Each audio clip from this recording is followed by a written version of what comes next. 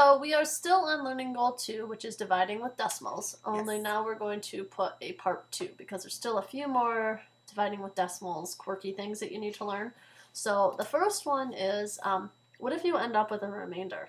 When you have decimals, you don't really have a decimal and a remainder. The remainder is the decimal. So we're going to talk about what you do when you come across that problem.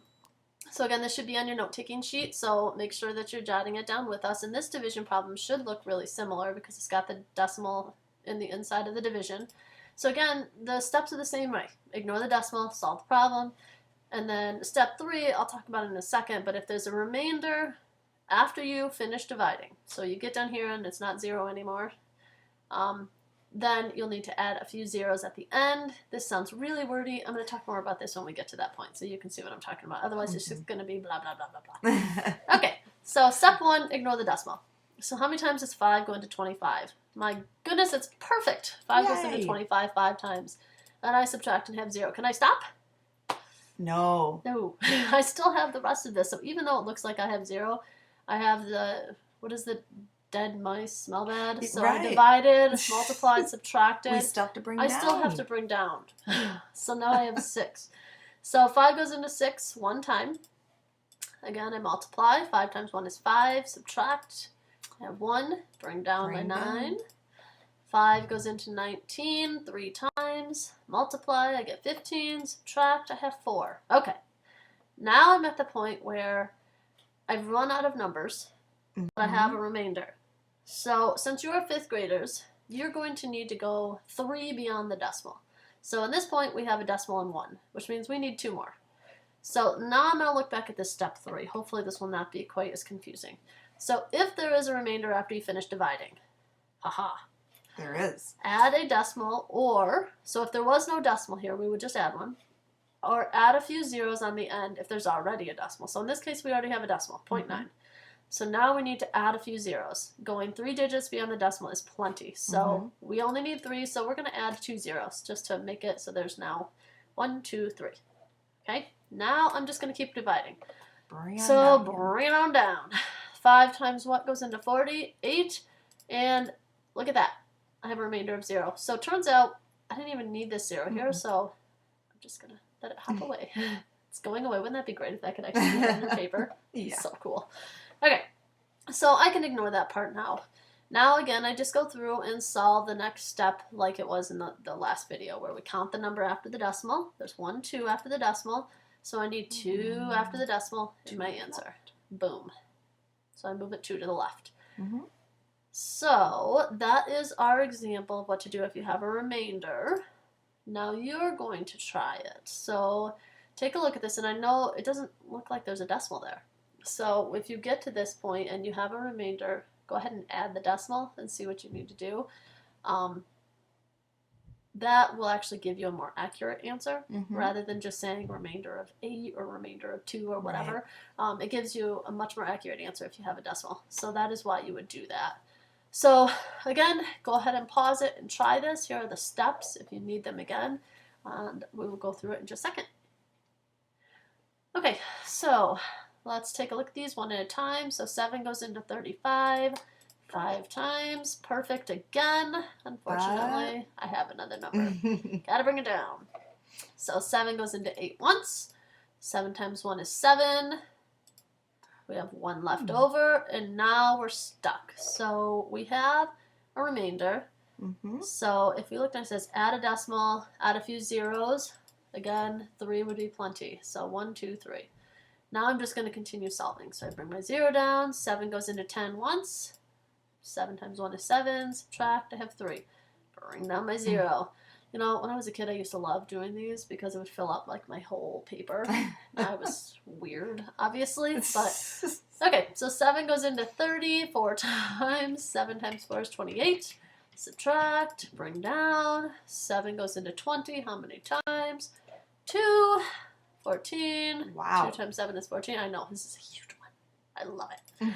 Subtract, you have 6. So I still have a remainder, but you know what? You've gone 3 out now, so your answer should be as good as it needs to be, especially for a 5th grader. That's really good.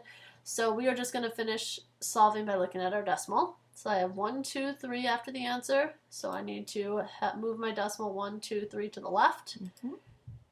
Voila. So our answer should be 51 and 142 thousandths. That is a decimal. For some reason it looks all fuzzy, but it's a decimal, not a comma. So now you get to try a couple on your own. So please take a minute to pause this and try these.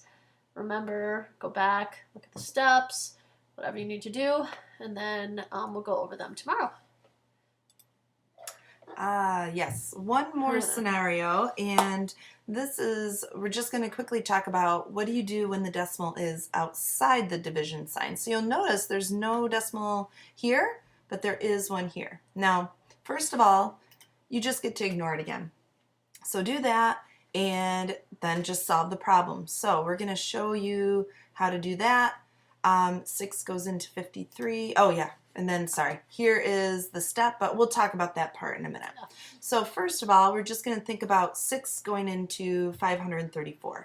6 can go into 53 8 times, and 8 times 6 equals 48. Then we're going to subtract, and we should get 5 then if we subtract this correctly. And then we bring down. So now we have 54 as our new number. 6 goes into 54, a nice even 9 times. So 9 times 6 equals 54, and we get 0.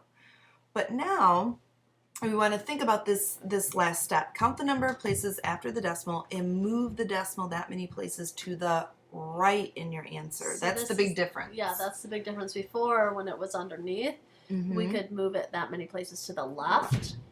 It would be great if it would be that simple, but it's not. If it's on the outside, we got to move it to the right. Yes. So thinking here, we are going to move our decimal one place to the right here.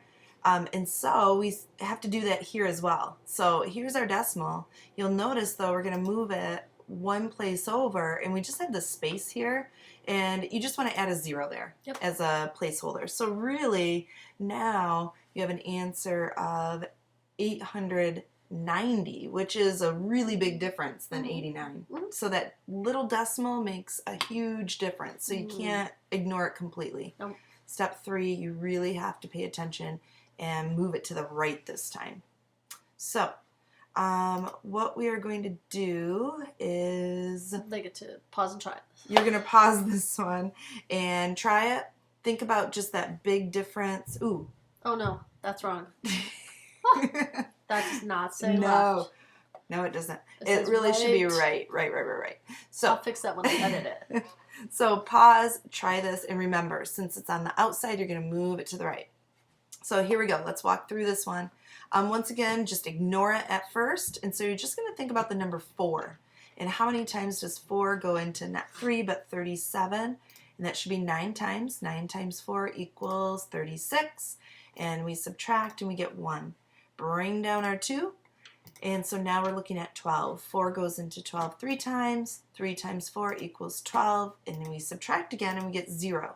So now we do have to deal with our decimal. And we think about, okay, we have 1, 2 places that we could move it to the right.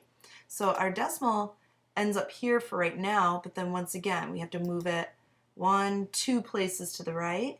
So we're going to add our 2 zeros here as placeholders. So instead of just 93, now we have 9,300. Whoops, sorry.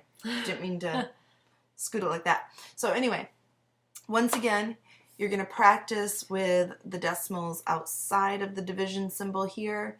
Just remember, outside means to the right. So good luck, and you're going to practice these two. And once again, we'll talk about it tomorrow. Yep.